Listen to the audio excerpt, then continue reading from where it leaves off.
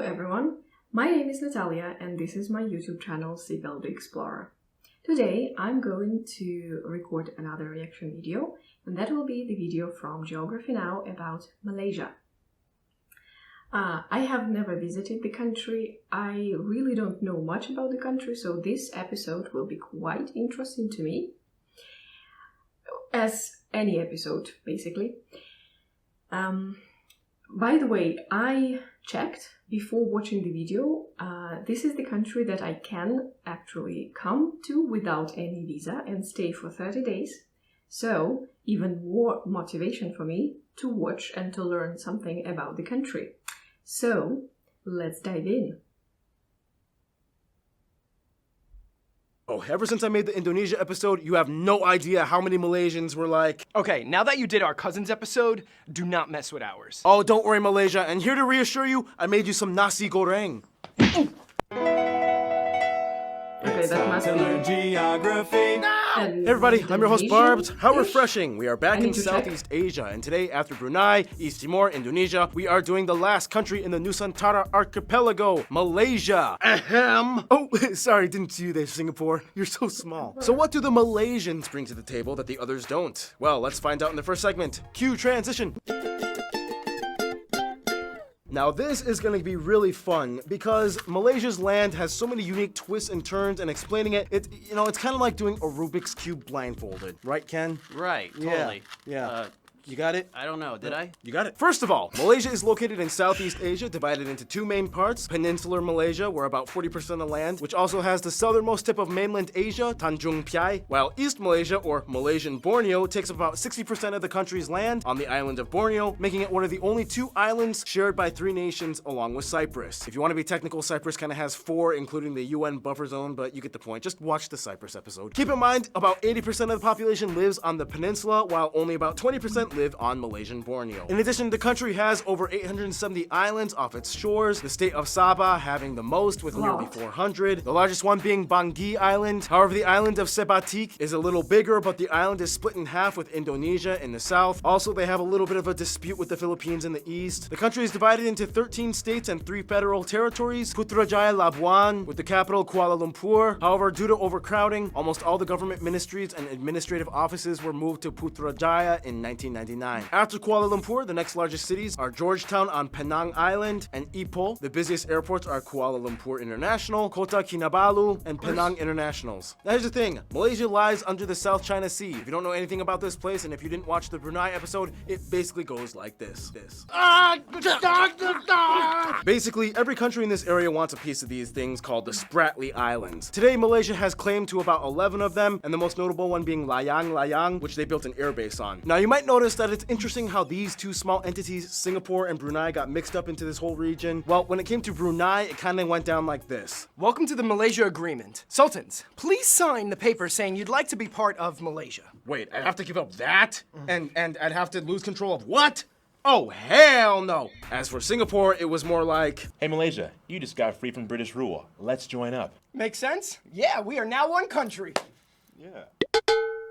You have too many Chinese people, and you're gonna waste my money! Yeah, well you only get privileges to the Malays! You know what? You're out of the club. Yeah, fine, whatever. I quit. One day, you know what? I'm gonna make something of myself! Okay! and boy howdy did they keep that promise. Otherwise, some notable places of interest That might is include true. places like the largest roundabout in the world, the Petronas Towers, the tallest twin buildings in the world, Kuala Lumpur Tower, the Batu Caves with a Hindu shrine, the National Monument of Malaysia, Legoland Malaysia, yep, they have one, Sunway Lagoon, the National Mosque of Malaysia, Kek Lok Si Buddhist Temple, these palaces, the old Dutch buildings of Malacca, the Leaning Tower of Teluk Intan, A Famosa Fortress, the cat statue of Kuching, this heritage museum, Sarawak Cultural Village. Wait, what? Something about cats? I like cats. Okay, can I just go back a little bit? The Batu Caves with a Hindu shrine, the National Monument of Malaysia, Legoland Malaysia, yep, they have one, Sunway Lagoon, the National Mosque of Malaysia, Kek Lok Si Buddhist Temple, these palaces, the old Dutch buildings of Malacca, the Leaning Tower of Teluk Intan, A Famosa Fortress, the cat statue of Kuching, this... Okay, I still didn't manage, but I like the statue. Okay, I will definitely include it into my list of course, along with everything else, but I just like cats. Okay. Heritage Museum, Sarawak Cultural Villages, and the Sepilak Orangutan Rehabilitation Center. Yeah, orangutans, they have plenty of those in here, which means we can now swing over to the next segment,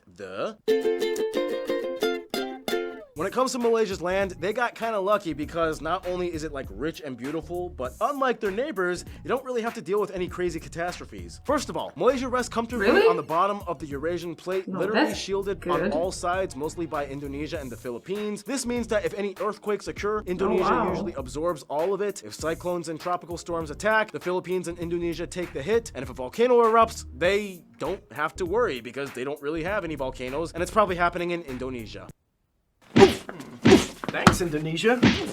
Now, when it comes to nature, even though the largest lake, the for Kingdom Indonesia Reservoir, is not lies that on the good. west peninsular But for Malaysia Malaysia, side, the eastern Malaysia it's true, Borneo then side it's has just all the extremes. They have the highest mountain, Mount Kinabalu, the longest river, the Rajang, and a lot more animals. In fact, Malaysia is one of the most biodiverse countries in the world. They have 14,500 species of flowering plants and trees. Oh, just a second. So there on the screen, the flower, which is the biggest flower in the world, it is called something Rafflesia arnoldii, but actually I thought it was growing only in Indonesia. But actually, if you think about it, Malaysia and Indonesia share an island, so it's actually logical that the flower flows there as well. Grows. Sorry. About this flower also. There is another name for this flower. It is stinky corpse lily. And from the name of it, stinky corpse, so it actually, I read about it that it smells like it. Also, I also read a little bit about this flower. People who know their stuff, they recommend not to touch it at all because the bacteria from our hands can damage the flower and it can actually die. So if you're ever in Indonesia or Malaysia or anywhere that this flower grows, do not touch it. Just look at it. Which actually, yeah, it is beautiful and it is big, which is already enough. But maybe you won't even come close to it because it smells not good. Anyway, yeah, if I ever in Malaysia or Indonesia, I would love to see the flower. Anyway, let's go. Over 600 bird species, over 200 species of mammals. Speaking of which, peninsular Malaysia is home to the most black panthers in the world. Insert Wakanda joke, I don't have time. Speaking of that, the national animal is the Malaysian tiger, which is also featured on the coat of arms, which we will cover in Flag Friday. Stay tuned. Otherwise, they have elephants, rhinos, orangutans, and they even have their own version of tapirs like the ones in South America. Wow. And that creepy looking proboscis monkey. Many of these species you can find in one of the oldest rainforests in the world, over 3 times older than the Amazon, Taman Negara. Malaysia is also a land of caves. In fact, they have the largest chamber in the world that can be found in Sarawak. Otherwise, Malaysia is known for producing electronics, palm oil, petroleum, gas, and rubber. They're actually the second largest palm oil producer in the world and the largest condom maker, just saying. They even have their own national car company, Proton, making Malaysia the 11th country in the world with the capability to fully design and engineer and manufacture cars. Otherwise, some national dishes might include things like nasi kandar, nasi dadang, nasi kerabu, chicken percik, mangosteen and durian are treasured fruits, and the national dish, nasi lemak. Oh, and if you have the chance, see if you can witness the famous tarik tea shows. The servers pour out tea, sometimes over 1 meter in length. It's almost seen as like an art form. Okay, I think that's just about it for now in this segment. Let's talk about the coolest part of Malaysia, the Malaysians. Just for the record, the word Malay refers to the races that make up Malaysia. Malayan is the geographic term for peoples of West Malaysia on the peninsula and not part of Borneo. And Malaysian is the nationality and citizenship. So a Malay person in Singapore is Malay, but not Malaysian. And a citizen of Indian descent living in Kuala Lumpur would be a Malaysian and Malayan, but not Malay. Got it? Probably not. First of all, the country has about 32 million people and is one of the fastest growing nations in Asia. The country is made up of 67% Malay, Really? or Bumiputera Okay. indigenous Malay peoples. We'll talk more about that in a bit. About a quarter of the population is Chinese, about 7% are Indians, and the rest are other groups mixed in, including a few other Asian groups and Europeans. They use the Malaysian ringgit as their currency, they use the type G and M plug outlets, and they drive on the left side of the road. Now, here's the thing. Let's talk politics. No, we're not getting into an ideological debate. We're just going to explain the system in which Malaysia's government operates. Proceed. Malaysia is one of the few monarchies in the world. However, it's not a monarchy in the conventional sense because they kind of have 9 kings-ish. Oh, yeah. These I've heard 9 about states that. each have Yes. a royal leader known as a sultan, and every 5 years they rotate to allow one of the 9 sultans to rule as head king, known as the Yang Di Pertuan Agong. That means that technically, if you were a boy and your dad just finished being king for his 5-year term, you could be the next one, but you would have to wait at least 40 years for it to happen. You know, since 8 other kings would have to be king before you. Yeah, I know, it's like, oh, what the? There's a lot more that goes into it, but that's kind of like the basic underline. They are the only country that does this. I mean, the closest thing would be maybe the Comoros with that rotating president thing, but it's nowhere near as complex as this. Nonetheless, the royals are held under a constitution that limits their power mostly to cultural and religious affairs, as well as appointing certain leaders and so on. Most of the government activity is held and controlled by the prime minister and the parliament. Which brings us to the most recent controversy, the 2018 election. This effectively changed everything, as for the first time since 1957, the BN party was voted out and the new PKR party took over. And it was actually a peaceful transition. We really don't have a lot of time to talk about it, but it's really interesting to look into and talk to a Malaysian person if you want to know more about it. It was like a huge deal for the country. Anyway, the country has 2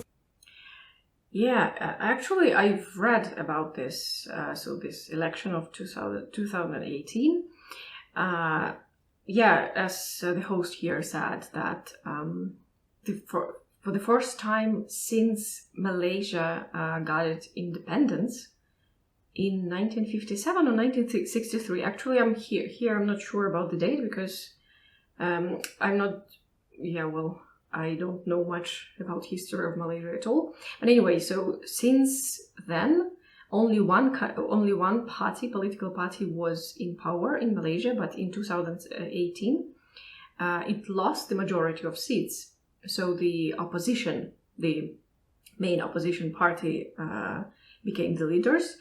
But as far as I know, in 2 years, that opposition that won the 2018 election, they actually lost their seats, and in 2020, BN party returned to power, as far as I know. Correct me if I'm wrong.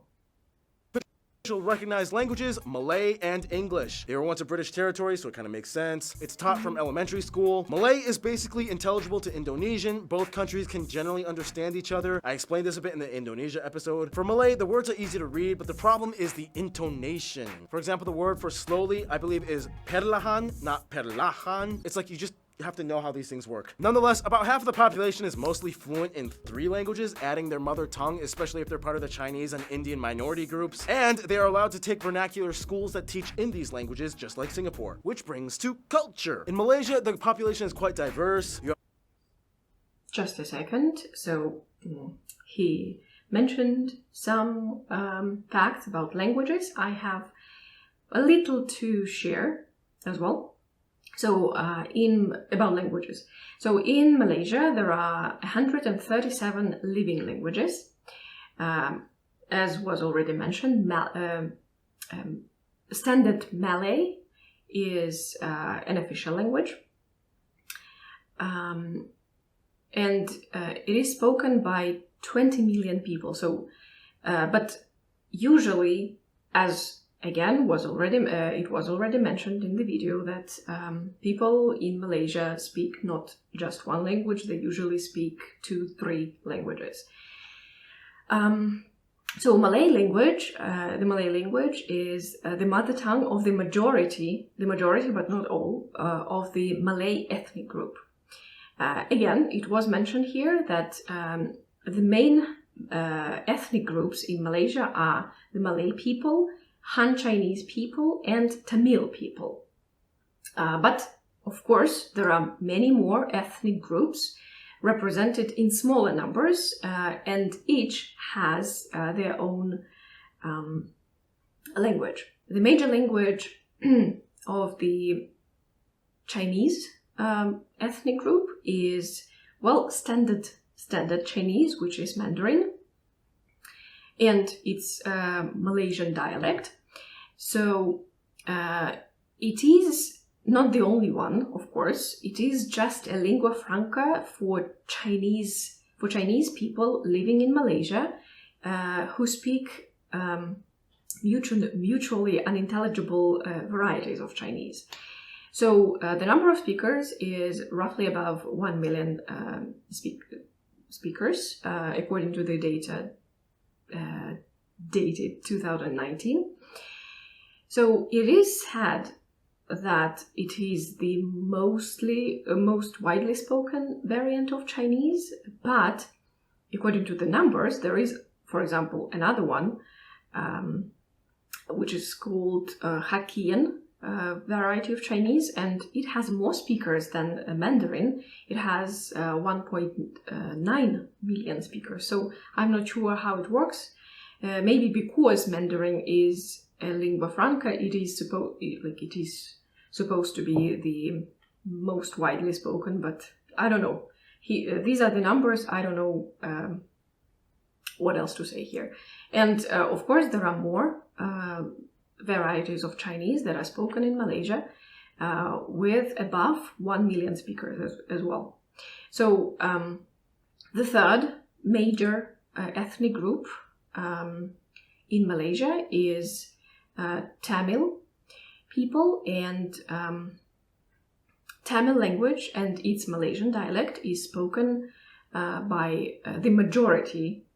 So it is spoken by the Tamils, who form a majority of Malaysian Indians. Of course, there are other groups of people, and they speak other languages. These are just those that are more widely spoken. And there are 1.8 million people of Tamil language. Actually, this is it that I wanted to share about the languages in Malaysia. Of course, this is just a very, very small fraction of information, because there are 137 languages, living languages. I actually didn't even say about the ones that are already extinct. Each language has its own history, so it will require a lot of time to cover all these languages. So for now, that's it. Let's just continue. A lot of Chinese known as the Peranakan Chinese that have existed there since the 15th century. They have a unique Chinese Malay culture with a touch of European influence. The Indian community is mostly Tamil and Telugu speaking South Dravidian Indian groups that were brought over during the British colonial years. Then of course you have the largest people group, the ethnic Malays or the Bumiputra, as well as the Orang Asal, whom are like the really indigenous ethnic Malays that make up the majority of the population in East Malaysia on Borneo. Sometimes these two people groups are collectively joined together under the term Malay, although some might disagree. But either way, these two groups kind of steer the direction in terms of what constitutes Malay culture. Oh, and don't even get started on the Bajau people that live on these structures in the middle of the ocean for most of their lives, and they've adapted to hold their breath for like 15 minutes underwater. Yeah, those people are cool. Another thing I really want to highlight is that sometimes Indonesians do kind of accuse Malaysians of stealing their culture, because a lot of Malaysians are descended from Sumatra. Faith-wise, Malaysia is also quite diverse. Although the country's official religion is Islam, it's a multi-confessional nation. Buddhists are mostly from the Chinese community, Hindus for the Indians, Christians from all races. Numerous temples, mosques, and shrines and churches are found all over. Malay culture is defined by a number of aspects. For one, the clothing. Remember a couple months ago that guy from Malaysia, Kamarul, sent me the Malay hat, the Tengkolok? So I forgot to bring this on set when we were filming, but I still have the hat and I love it, and I told you I would wear it in the episode. So here I am, I'm wearing it in the Malaysia episode. Thank you so much, man. I asked some of you guys, the Malaysian geography peeps, what you would like me to highlight in terms of Malay culture, and some things you said included things like the performing arts such as joget dancing and makyong theater, traditional shadow puppetry, silat martial arts, songket weaving, the traditional steep roof and sharp buttress architecture, gamelan music. Speaking of which, history time. We don't have enough time to go too far into it, but in the quickest way I can put it, Hindu kingdoms, Buddhist kingdoms, Islamic Sultanate, Portuguese came in, Dutch came in, British came in and made the White Raja period, which made things interesting. World War II, Japanese came in, British came in again, independence. Okay, very quickly just to cut, this is the part where I totally forgot to mention all the cool stuff that happened in the 60s. It's how they got those 2 states in Borneo. We'll explain more on Flag/Fan Friday, so stay tuned. Economic restructuring and industry boom, 2018 vote for the new prime minister, and here we are today. All right, some notable people that you guys, the Malaysian geography, suggested that I should mention in this video might include people like Siti Nurhaliza, Lat, the cartoonist, Sheikh Muzaffar Shukor, P. Ramli, Ziavi, Hang Tua, Enrique of Malacca, Michelle Yeoh, Tony Fernandez, Air Asia owner, designer Jimmy Choo, Melinda Louie, singer Yuna, director James Wan, Dr. Mahathir Mohamad, Nicole Ann David, Lee Chong Wei, Henry Golding, and the first prime minister, Tunku Abdul Rahman. I'm sure there's way more famous people I could have mentioned, but we gotta... And this is what I already mentioned in my reaction video to Italy. And also, I think I mentioned something in my reaction video to the episode about South Korea as well. I don't know. From all the people that he mentioned here, from all the people, famous people from Malaysia, I think I knew only one. And all the others, I just don't know them. This, well, it's not a compliment to myself. It's just... yeah, I need to learn more about the countries that are further, that are not Europe. Basically, if I think about it, European countries, well, I know something about, I know maybe people from there, well, USA maybe Canada. But Asia, it's like a black box to me. Yeah, I definitely need to read up on that. Move on. Time to go to the last part of this episode, the... Now, Malaysia is quite the powerhouse player when it comes to Southeast Asia. They got a good thing going on and they host great parties. Outside of Asia, the EU has good relations, making Malaysia one of the top 3 trading partners of Southeast Asia, and specifically Austria loves exchanging electronics and pharmaceuticals with them. Of course, the UK is still pretty close. As a former colony, much of the cultural residue is still evident to this day. They are one of the Commonwealth of Nations. Many Malaysians live in the UK, and most of the white population in Malaysia are of British descent. As a member of the Association of Southeast Asian nations, of course they have close ties to their neighbors. Cambodians love Malaysia and visit often, whereas Malaysia is one of the closest and biggest investors of Cambodia. Thailand has a few issues, since there are those Malay Patani separatists in the south that keep protesting, whereas the Philippines is like, we're really similar ethnically, but you're mostly Muslim and I'm mostly Catholic, but whatever, we both like coffee and fried chicken. When it comes to their best friends, however, most Malaysians I've talked to have said Indonesia and Singapore. Singapore may have left the Malaysian Union, but they still kept close ties as a sovereign state. They are quite cooperative in business and even culturally. They are very similar, with noticeable Chinese and Indian minority enclaves. Indonesia is like the big brother that has a very different political system, but in the end, they cannot deny how alike they are. The biggest difference would be that most Indonesians have a Javanese background, whereas the Malaysians are just Malay, mostly Sumatran, but they talk the same, they eat the same, they enjoy the same hot, humid atmosphere, and they have close relations altogether. In conclusion, with sultans, kings, tigers, panthers, temples, shrines, mosques, and really cool hats, it's no wonder why Malaysia is becoming a hot spot that everyone's talking about today. Stay tuned, the Maldives is coming up next. Alright, so that's it about Malaysia. Yeah, it was not a very long episode. Still, again, I don't know how they do that, but they pack a lot of information in just 13 minutes. Yeah, he talks really fast, which is a compliment. I like the episode. As I mentioned at the beginning, I don't know much about the country, and yeah, as a consequence, I didn't add much. I just added what I could. But I enjoyed the episode, I learned a lot, and I will definitely read more about Malaysia and all the other countries, because honestly, when I'm watching the videos, it's just like all the information is new to me. Well, not all, but a lot of information is new to me, which is good, but I really would like to add more in my reactions. So maybe my next reaction video, I will either read more about the country beforehand, or maybe I'll do an episode on some European country. Maybe I will add more then. Anyway, great episode. As usual, they do a great job. Although I don't know what actual Malaysian people think about it. I hope they like it as well. Thank you guys for watching. By the way, I watched this episode on my phone. For some reason my computer does not want to record today.